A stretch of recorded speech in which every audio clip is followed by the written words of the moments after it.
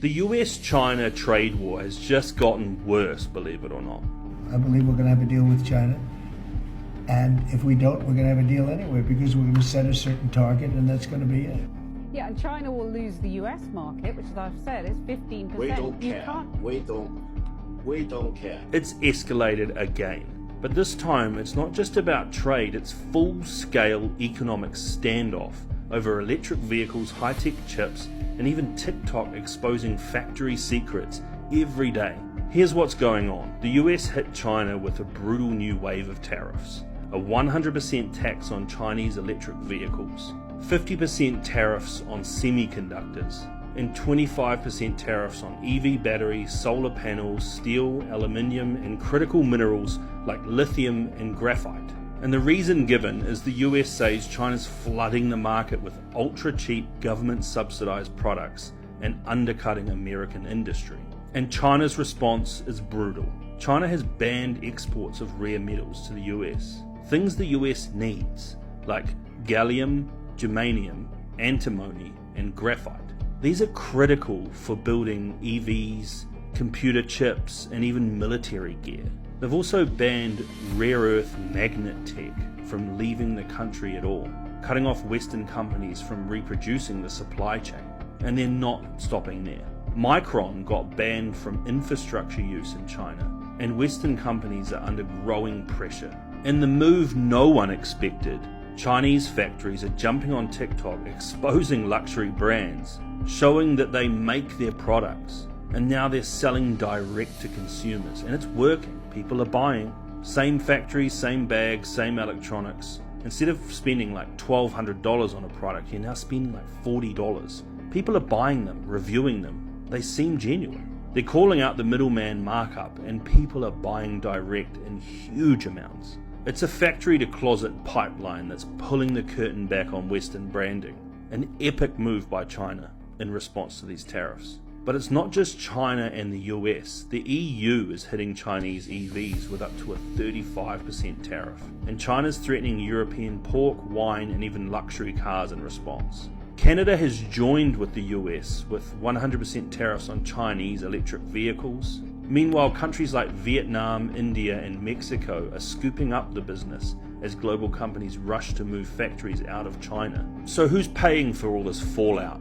It's us. Prices are going up on electronics, solar gear, EVs, and even food. Brands are being exposed for reselling factory goods at luxury markups that you wouldn't believe. $36,000 bags being sold for hundreds of dollars. And global supply chains are being ripped apart and rebuilt in real time right now. First of all, the maximum tariff against the rest of the world, including against China, will not move manufacturing jobs back to the United States.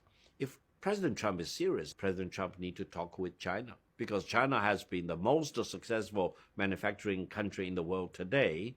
Canada, I know we're supposed to be buying Canadian-made groceries to be fighting this tariff trade war or whatever, but what about those of us who steal our groceries? Can I continue to eat American-made foods as long as I continue to steal them? Right now, I don't really pay for any of my groceries, if I'm being honest, but I will start scanning a few craft dinners if it means I can continue to have Florida orange juice. Is it helpful? Is it helpful if I steal the Florida orange juice? Mark Carney, let me know in the comments. China's pissed. Tariff them again.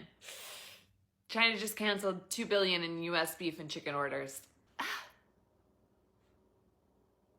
Tariff them again. They just suspended all rare earth mineral exports to the US. Ooh, tariff them again. They're threatening to dump $76 billion in US debt. Better not. Tariff them again. Good news? No. China just exposed the entire luxury goods market as a giant scam. No. Whoops. That Rolex you're wearing? Worthless. No. Yeah, and China's also speaking directly to Americans, saying, all your brands have been Donald Trumping you. That's nice. Rise up, bitches. It's time for a revolution. Rise the fuck up. now and shop directly with us. Or maybe war. Tariff him again. 25% on electricity to Minnesota, New York, and Michigan. He shot himself in the foot. I think he did a lot of things. Yeah, stupid. Only made in Canada. Yeah. Yeah. It's very important in a trade war, which Donald Trump has announced is at the necessary level for the crisis in which we fight our country economically. The whole pretense tariffs persist. If the Trump administration falls, Trump's new tariffs got blocked, then brought back, and now 12 states are suing. And here's what happened. A federal judge struck down part of Trump's new steel tariffs. Wall Street cheered, stocks jumped, oil climbed, the dollar surged. Investors thought, hey, the trade war was finally cooling off. Hey, but hold on. Just days later, an appeals court stepped in and temporarily reinstated the tariffs while the case plays out. And now, 12 states, every one of them blue, are suing Trump directly. They claim he abused his emergency powers by bypassing Congress to raise tariffs.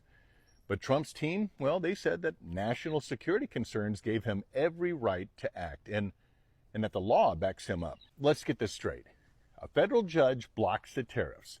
An appeals court then reverses that, and now state governments are trying to shut them down again in court. Is this really about protecting the Constitution? Or just another move to block Trump's agenda from the bench? Because, well, if a president can't act without lawsuits from the opposition every time, who's actually running the country? Congress? The courts? Or the people who voted for him? Hey, keep those comments coming.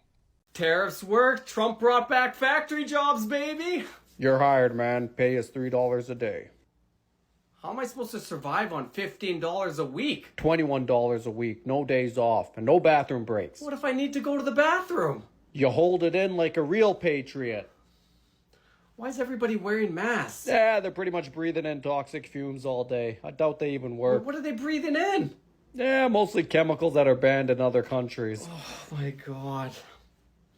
And what's up with all the kids? Is it bring your kid to work day? Every day is bring your kid to work day. They work here too. Is that a baby? That's our head safety inspector. The United States and China are in a trade war. Why, you ask? Because Donald Trump increased tariffs for basically every country, especially China. And contrary to popular belief, Donald Trump is doing this for a reason. He has a plan. It's just not going very well. And this is where Donald Trump has a problem. But to understand this plan real quick, you gotta know what a tariff is. It's basically an extra tax a country will put on imported goods to make things more fair for their own businesses. Because if your country sold steel for $3, but another country sold steel for $1, you'd say, ooh, let me go buy from that other country. But if a tariff is added to that other country's steel, so now their steel is $2.50 and your steel is $3, then things get more even. Does that make sense? So again, Donald Trump said everybody gets a tariff. American businesses said, why? If you increase tariffs, then we finna have to pay that. And I ain't gonna pay that. I'm gonna put it on the consumer. Donald Trump said, okay, figure it out. Next, countries from around the world said, yeah, American businesses are gonna buy less from us. We finna lose money. Donald Trump said, you sound broke. Next, American people said, woo, go tariffs. Donald Trump said, that's what I'm talking about. Businesses slid in and said, let me repeat myself. I'm not finna pay that. I'm gonna put it on y'all. American people say, woo, go tariffs.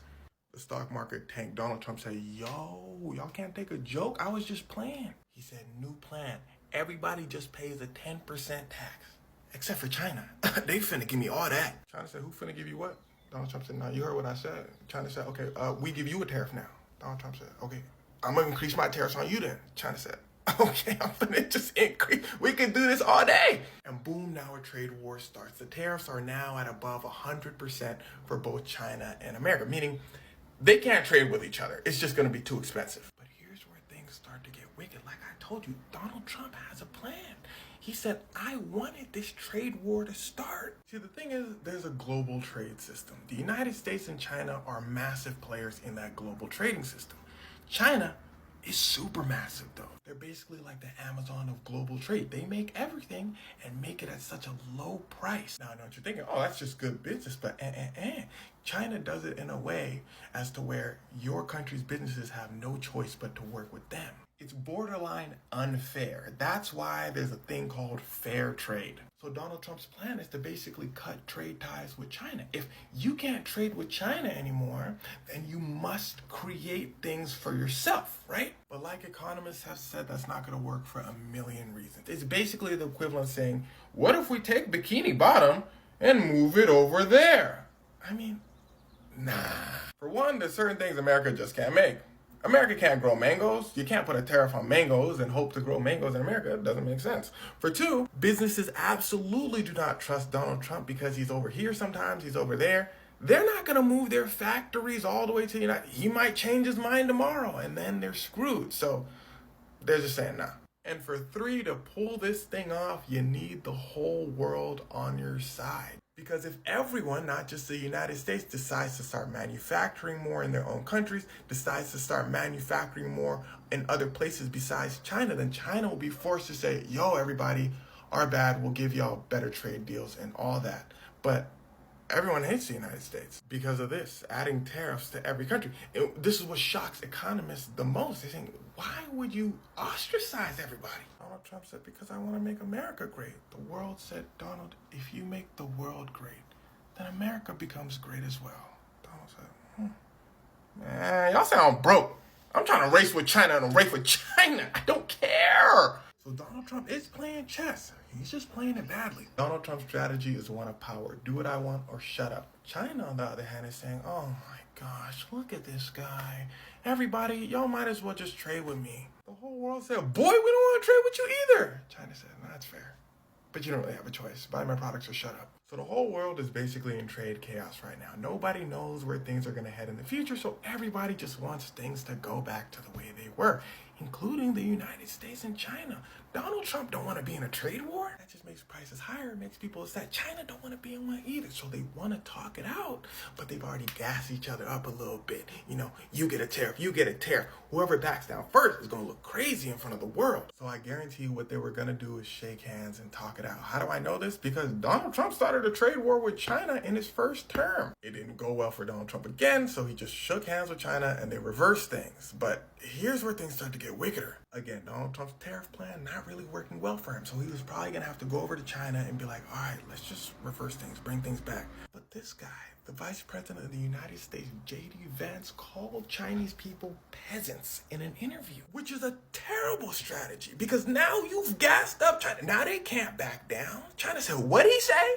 Donald Trump probably said, I think he said pheasants, like the bird, pheasants. China said, nah, okay, I got something for you. Posted what J.D. Vance said all over Chinese social media saying, look at what this man just called you. This whole thing is terrible because it's the equivalent of two countries about to fight, but don't really want to. And then somebody saying, man, I bet the United States could beat you up though, China. China's like, all right, cool, square up then. The whole world is going, damn. So now nobody can easily back down because of one dude's big mouth. So the trade war continues until China and the United States can find a way to talk it out without either of them looking back. There's little evidence of a trade war at the Jiahao Flag Company in Anhui Province. Workers bustle and sewing machines hum. A current hot seller, blue and white banners declaring the centerpiece of Trump's re-election campaign. What I'm making here now is the Trump banner. I know that he's the U.S. president. Every day we must produce over 1,000 of this. We already made so many batches of them. The banners highlight a paradox in China-U.S. relations under the current Trump administration. At about $1 a piece, even the suppliers to the Trump campaign can't resist the low price. The factory also made banners for his 2016 campaign and said its business has been great since then. Buy American and hire American. Trump has long railed against Chinese imports and launched a controversial trade strategy this year to punish Beijing. Yet his move is merely making America more expensive. The U.S. Department of Commerce said flax and other textile products will be subject to a 10% levy. One seller said that would be enough to double the price of a Make America Great Again hat to $20 a pop. And his hardline stance towards China could eventually repel suppliers like the Jiahao Flag Company. Personally, this is my own feeling, but if he continues to demand tariff increases as he has been doing, I definitely would not be able to accept more orders. That's because everyone can have a patriotic heart, so we won't let him improve his own economy, while us Chinese just shoot ourselves in the foot. I know that Trump's tariffs targeting China will have some effect, but we're not worried at all since we're producing foreign flags every single day. If Trump's midterm election rallies have no flags to fly, there's only one man to blame. Sun Tianyuan, CGTN. Trump's trade wars and tariffs were never going to work. Why? Because Trump doesn't understand history, but the Chinese do. I'm Bureaus in China, and today we're rewinding 200 years to unpack why the Chinese won't bend to pressure anymore. Let's dive in. Trump has recently slapped on tariffs for China and the rest of the world. Why? He says that friend and foe alike have taken advantage of the United States for far too long. China retaliated and they slapped on their own tariffs for US goods, and Trump was mad. Why is China so hard to work with? It's not China, guys. It's Trump. Trump is trying to use bullying and manipulation to make China bow.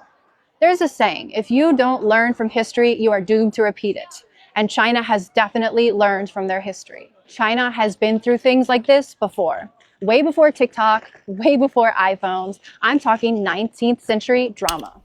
I am going to tell you guys a little history today, and I promise you it won't be boring. I am only going to tell you the most outrageous and interesting stuff, so stick with me. Let's go back to China in the 1800s. They were rich, they were powerful, but they were closed off. They believed that they were the celestial empire, so why bother with outsiders?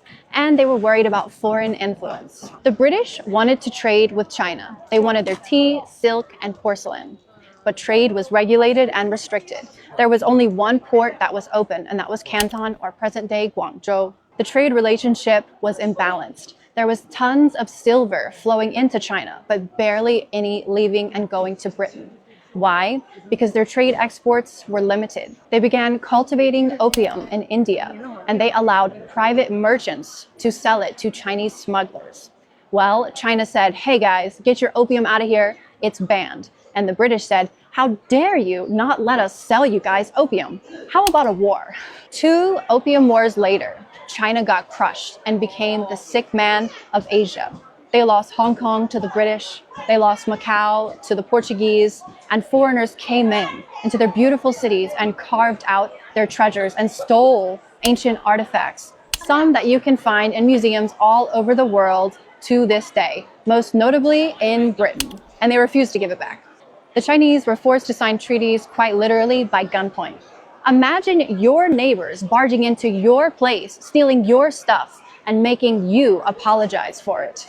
This is now the century of humiliation, and it's been burned into the DNA of Chinese people. China has a saying, 人不防我，我不防人，人不防我，我不防人. It literally means, if you don't mess with us, we won't mess with you. But if you mess with us, we will definitely fight back.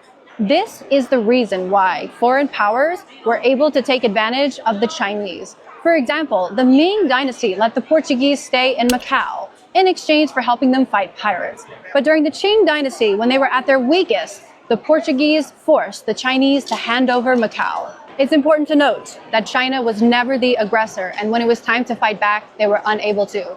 The foreign powers were strategic and shady and waited until it was the best time to strike. But China today is not the China that it was in the past. Fast forward to 1949, the new China. China is done being pushed around. They rebuilt, modernized, and by the 90s, Hong Kong's back, Macau's back. But here's the kicker, China remembers. And every kid in school learns that weakness means exploitation. It's also important to look at what the United States was doing around this time. Post-World War II, America started a new global trade system. The countries that worked with America got richer, they took on the US dollar as their reserve, and they allowed the US to build military bases in their countries. And America in the 1950s was an industrial powerhouse, not because they were the best, but because they were the only ones standing. World War II decimated all other countries. America eventually outsourced factories to exploit cheap labor.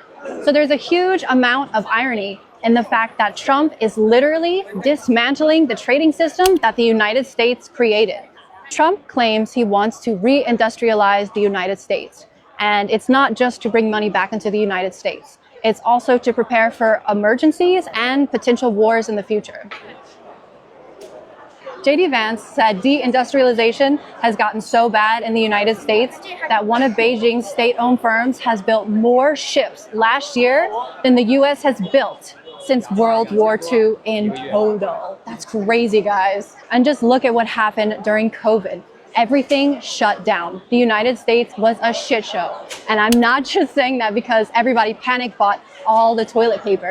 Even my mom, who's a medical professional, I had to ship masks to her because there just weren't enough to go around. Speaking of the lovely J.D. Vance, he recently called Chinese people peasants, which was a very calculated remark and move on his part.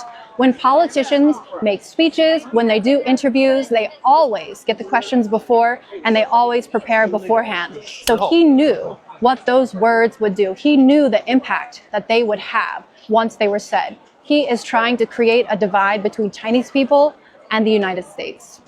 Now I want to talk about what I think the effects on China will be. Businesses will lose money for sure, and some people will be laid off, but not as many as you would think. Why? Because the government always steps in to help the people. When they see intervention is needed, they intervene. Just look at how the government stepped in and subsidized the EV industry. That result has been amazing. Also, the government will probably tax these businesses less to give them less pressure. So all in all, the pressure will go on the businesses and the companies, but it will be alleviated by the government and thus not transferred too much to the people. In a trade war, nobody wins. It's the people who are going to have to pay for it. And right now, the US dollar's global status is at risk. And I feel like the rest of the world is looking to China instead of the States for future trade stability. Ray Dalio said, we are seeing a historic shift, and that is the decline of the US and the rise of China. Right now, I feel like it is China's century with their innovation, their tech, and the way that they take care of their people. If things continue to get mishandled by the United States, I think that the States will no longer be the superpower of the world. China will be. History is not boring. It holds the answers to the questions that we have in the present day. I encourage world leaders around the globe to pick up a history book and learn a little bit before they start fights. I'm looking at you, Trump. Well, that's all for you guys today. If you like this video, please like it, leave a comment, and please subscribe because it helps so much. And if you like videos where I walk around Beijing and let you see what's going on, let me know. Today, we are at the Panjiayuan market, and this place is buzzing. It's Wednesday, which means it's going to be a late one. They're open until about 11 p.m. This place is fabulous. All right, guys, until next time. Thanks for watching. Bye. If you are a parent, I want you to stop scrolling right now and listen to the story that I'm about to tell you. It really tells you what is happening around the world and the impact it could have if we make a change. So for the folks who haven't followed me, check out my bio. I'm also on Substack now, so I don't know how long they're gonna keep me on TikTok, but hopefully I can share more information through my Substack. So if you're a parent like myself who bought toys, or you're not a parent but bought toys for friends, family with kids, back in 2017, 2018, around that time, we import and buy a lot of stuff from China, right? Toys specifically. We examine these products and make sure they meet standards.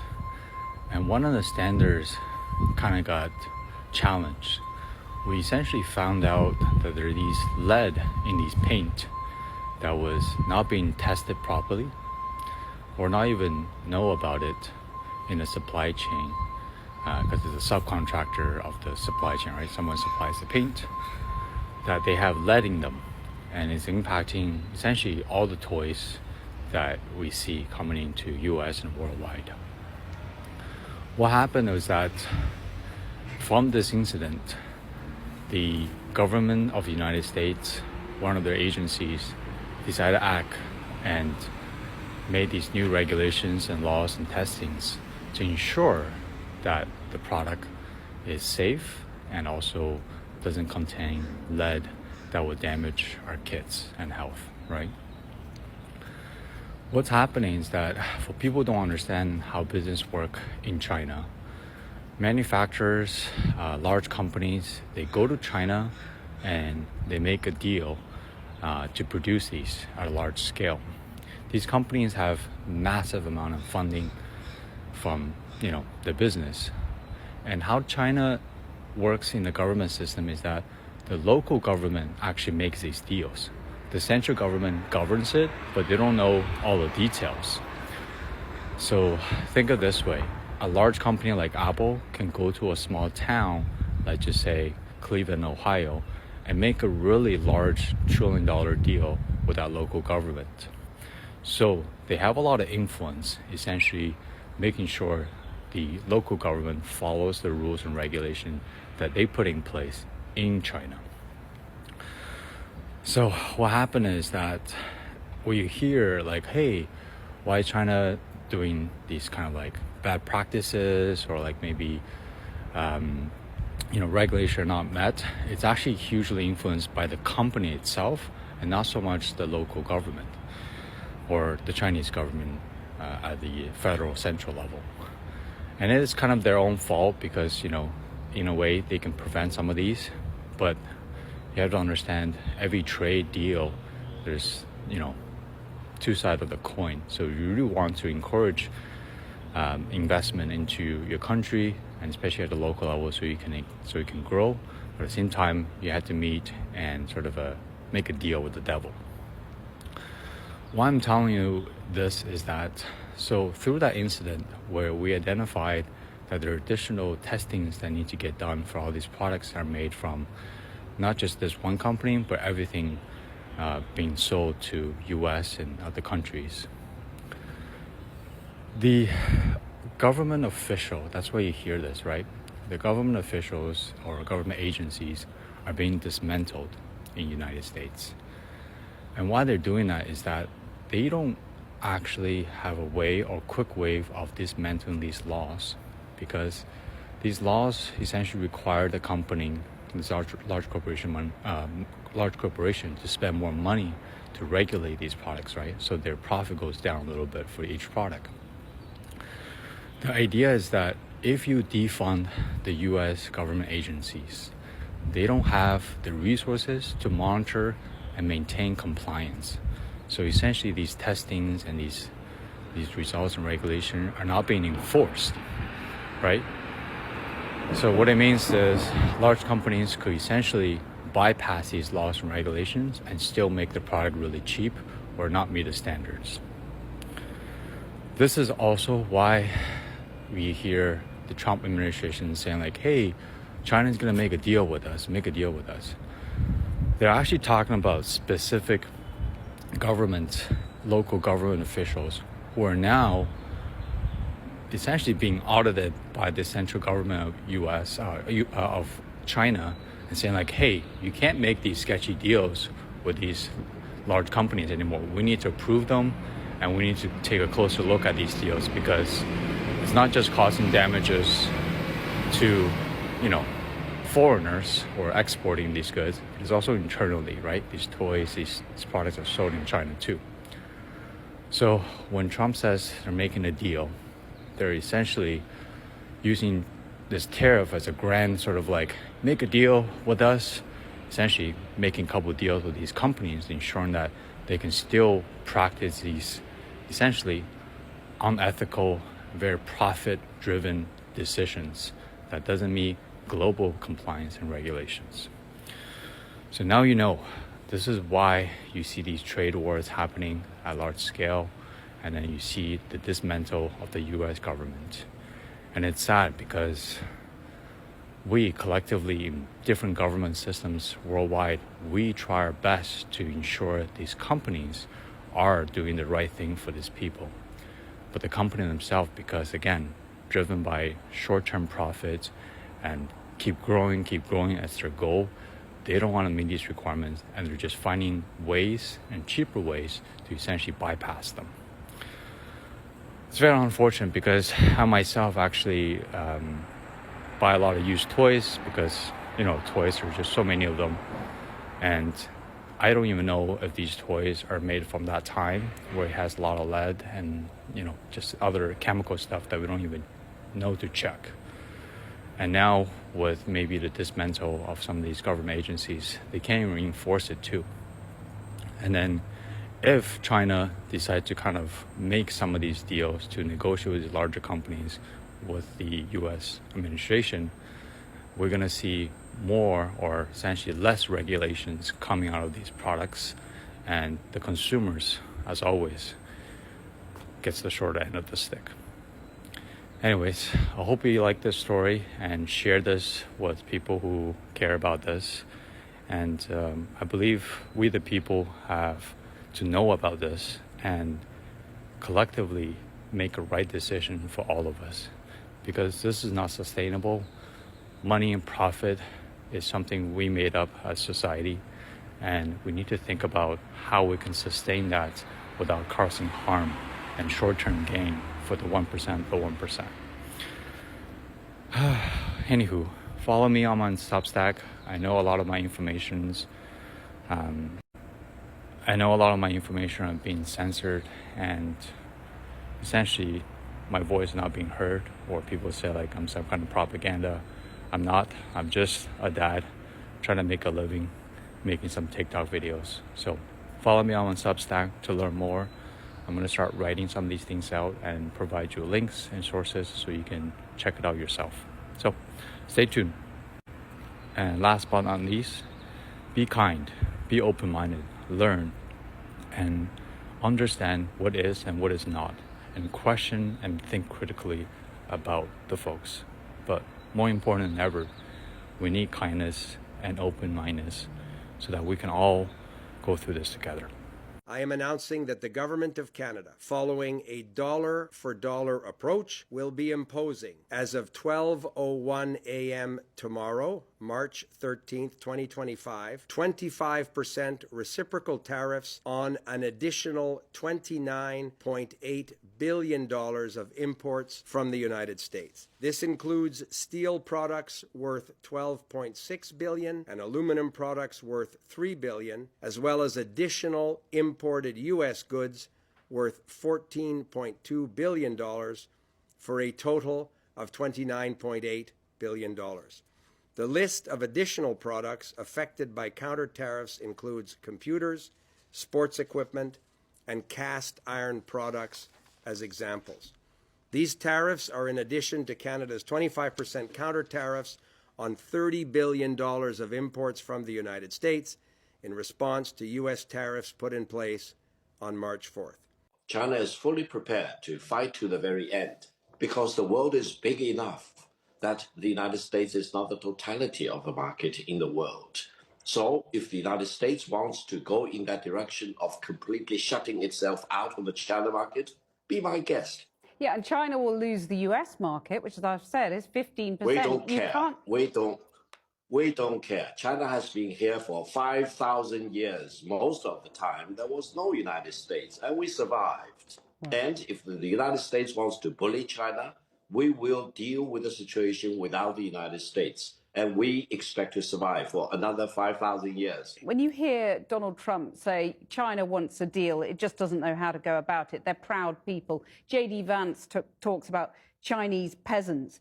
What do you make of their conduct in this respect? If J.D. Vance thinks that he's dealing with the peasants in China, and I'm proud to be a descendant of the peasants, most of us are descendants of the peasants anyway, that's our tradition. We are farmers before. But now we are one of the leading industrialized economies in the world. So I'm sorry, J.D. Vance doesn't know what he's talking about. And therefore, I don't think there will be China-US dialogue unless the United States changes its attitude towards China. Deal with China as it is, show respect to China, show respect to the Chinese people, and don't try to impose your prejudice and biased view about China or about the rest of the world. Hello from China. So I'm in a grocery store right now, and I wanted to show you how the American tariffs are affecting Chinese customers. So I was gonna get some beef for dinner tonight, and I saw this. So what used to be here is American beef, but now, as you can see, it says Australian beef. And I did look around. I couldn't find one single pack of beef from America. So I guess China just stopped buying beef from America and it went straight to Australia. So the whole idea that China is hurting because of the American tariffs, well, they're not, because they're not as dependent on the US. In fact, only 18% of Chinese imports come from America. And for stuff like beef and soy, they can just go somewhere else easily. So I guess I'm having Australian beef for dinner tonight instead of American beef. And honestly, because of the food quality, I probably trust Australian beef better. And this box of beef right here is 50 RMB, which is about $7 US. So to answer the question, China ain't hurting. And if anything, I think we're probably doing even better, because now that we have better beef that tastes better and at a better price. So thank you, Trump, for that. The United States and Canada are officially in a trade war, and here's how it all works. First, Donald Trump and the United States put in a 25% tariff on all imports into the United States except for energy, which they set at 10%. That means that any individual or company that is importing products from Canada to the United States is going to have to pay this amount to the government. In response, Canada put a 25% tariff on $30 billion worth of goods coming from the US to Canada, and it's escalating to $125 billion in 21 days. Right now, these tariffs are specifically targeting alcohol, fruits and juices, clothing, and appliances. At the end of the day, this is going to mean higher prices for both Americans and Canadians, and it's likely going to lead to inflation. To combat the inflation, the Federal Reserve and the Bank of Canada are either going to keep rates higher for longer, or they're going to have to start increasing interest rates if inflation starts to go back up. Now, if the United States responds to the Canadian tariffs, it's just going to escalate the trade war, and we're going to see who can sustain the most damage and last the longest.